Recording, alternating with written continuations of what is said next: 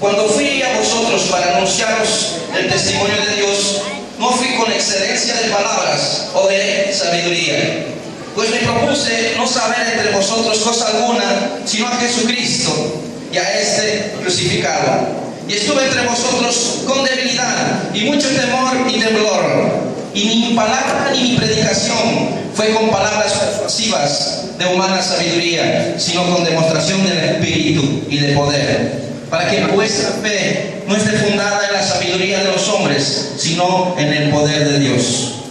Sin embargo, hablamos sabiduría entre los que han alcanzado madurez, y sabiduría no de este siglo, sino de los príncipes de este siglo que perecen. Mas hablamos sabiduría de Dios en misterio, la sabiduría oculta, la cual Dios predestinó antes de los siglos para nuestra gloria, la que ninguno de los príncipes de este siglo conoció, porque si lo hubiese conocido, nunca habrían crucificado al Señor de gloria. Antes bien, como está escrito, cosas que ojo no vio, ni oído oyó, que han subido del corazón de hombre, son las que Dios ha preparado para los que le aman. Pero Dios nos la reveló a nosotros por el Espíritu, porque el Espíritu todo lo escudriña, aún lo profundo de Dios. Esa es palabra de Dios. Amén. Ese lugar, congregando, cultuando a Dios, adorando a Dios, debe tener siempre un mismo lenguaje. Nosotros no podemos hablar de otra cosa a no ser de aquello tan maravilloso que ha pasado en la cruz del Calvario, o sea, la muerte de Jesucristo. Pero esa muerte no tendría ningún valor si nosotros no valorizamos la resurrección y la ascensión de Jesucristo. Pero lo más importante es la predicación, el Evangelio de Cristo, el Evangelio de ese Jesucristo que ha muerto por usted y por mí. Ese debe ser el verdadero mensaje. Ese debe ser el primer mensaje de todo hombre y toda mujer de Dios que quiera proclamar el Evangelio. Debe ser siempre un mensaje cargado del Evangelio de Cristo, porque quien salva, quien bendice, quien prospera, no va a ser solamente la palabra en sí misma, va a ser una persona reconociendo a Jesús como su único Señor y como su único Salvador. Y yo creo que no existe mensaje más poderoso en la tierra y en el universo que no sea el mensaje de la cruz. Esa cruz, no una cruz llena, una cruz que estaba un hombre y ahí crucificado, no, eso no tiene ningún valor. El verdadero valor está en la obra de Jesucristo, en el hecho de Jesús, de que alguien quiera decidir un día, yo voy a morir por el pecado de aquel, yo voy a morir por el pecado de aquella, yo voy a cargar el pecado de esta humanidad. Nadie estaría dispuesto, nadie estaría a la altura, nadie podría decir yo puedo hacerlo, porque primero tendría que ser una persona sin mancha, una persona santa, sin pecado. Y el único que reunía esas condiciones era, seguramente usted ya lo sabe, Jesucristo. Y el único que puede hacer eso era Jesucristo.